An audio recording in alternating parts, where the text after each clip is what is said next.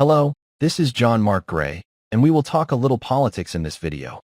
So let's get started with the discussion. This is not a mere observation. It is a dire pronouncement.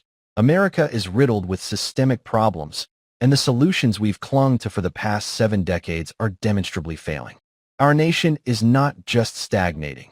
It is on a palpable downward trajectory from an overall quality of life standpoint, a decline that ominously began as early as the burgeoning prosperity of the 1960s.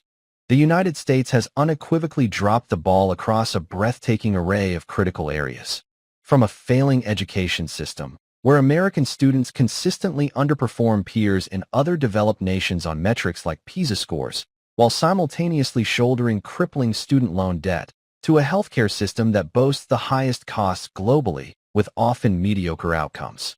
Our mental health infrastructure is crumbling, business development is stifled by entrenched monopolies and punitive regulations, and our once vaunted physical infrastructure, graded a D+ by the American Society of Civil Engineers, is literally falling apart, with collapsing bridges and deteriorating public transit. Even military management is rife with cost overruns, like the F-35 fighter jet program, billions over budget and years behind schedule, and strategic missteps. And our fiscal policymaking? It's a reckless dance between soaring national debt, rampant inflation, and a bewildering array of tax codes that disproportionately favor the wealthiest. These are not merely abstract issues. They are glaring, systemic failures that confront the nation. The general quality of life and mental well-being of the average American citizen have been on a relentless, steady decline. This is vividly reflected in the stagnating purchasing power of wages, which have failed to keep pace with the soaring costs of housing, education, and healthcare. The elusive American dream has become an unattainable fantasy for many. While the post-World War II boom of the 1950s saw the peak of middle-class prosperity, fueled by strong unions, robust manufacturing, and limited global competition, we have been on a steady, unending economic and social decline ever since. Studies by the Economic Policy Institute show real wages for many workers have barely budged in decades, even as productivity has soared, leading to a widening chasm of wealth inequality and declining social mobility. But perhaps even more disturbing than the economic decay is the insidious sense that America is, quite literally, getting dumber. The sheer volume of stupid decisions and vacuous discourse permeating our national conversation is alarming. If the leaders we elevate, in business, entertainment, music, and politics, are truly a reflection of our society, then it speaks volumes about the overall competence and critical thinking capacity of America as a whole. Our culture has become alarmingly vacuous, lacking any fundamental grasp of common sense, and consequently, we risk being left in the dust on the global stage. We've seen a rise in anti-intellectualism, the widespread embrace of dangerous misinformation, and a public discourse that often prioritizes emotional outrage and partisan tribalism over reasoned debate and fact-based analysis. It is imperative that we fundamentally reevaluate how we operate as a society, how we think as a community, and how we approach problem solving. We must transcend the current, destructive status quo where one half of the country is perpetually locked in combat with the other over largely manufactured or exaggerated differences. When viewed through the broader lens of maintaining a healthy, functioning, and competitive democracy on the world stage, these divisive squabbles become embarrassingly trivial. Consider how the American people have been systematically brainwashed and manipulated.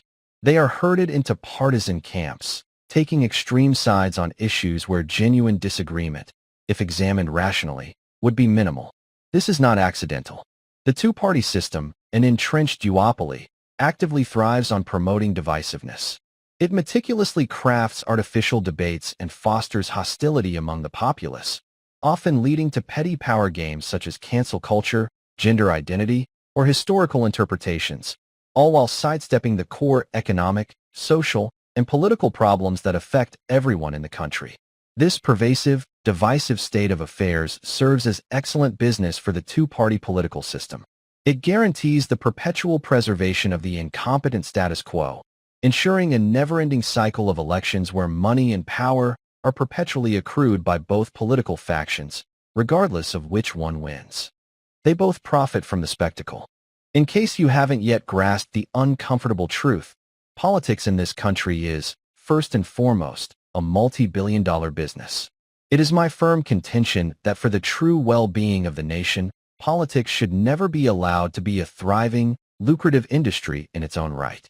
But make no mistake, our current two-party system of Republicans and Democrats is an incredibly booming enterprise. These two political parties function precisely like corporate behemoths, akin to Apple and Microsoft. They prioritize market share, voters, brand loyalty, party affiliation, and profitability, power, influence, and campaign funding. In fact, when you strip away the idealism and delve into the underlying business model of this political paradigm, American politics is entirely about the raw acquisition and retention of money and power, certainly not the best interests or common good of Americans. The American people need to awaken from their decades-long slumber. Not only has the federal government become excessively big and intrusive, with pervasive surveillance programs like those revealed by Edward Snowden and an ever-growing labyrinth of regulations affecting nearly every aspect of daily life, but the political system itself has metastasized into the ultimate corporate monopoly. Each passing year, the government, wielded by this two-party behemoth, gains increasingly intrusive control over the lives of ordinary Americans. This expansion is not a sign of health or progress. It is an alarming symptom of a democracy in decline, where genuine representation is replaced by a transactional system designed to perpetuate its own power structure, stifling dissent and preventing the emergence of alternative voices.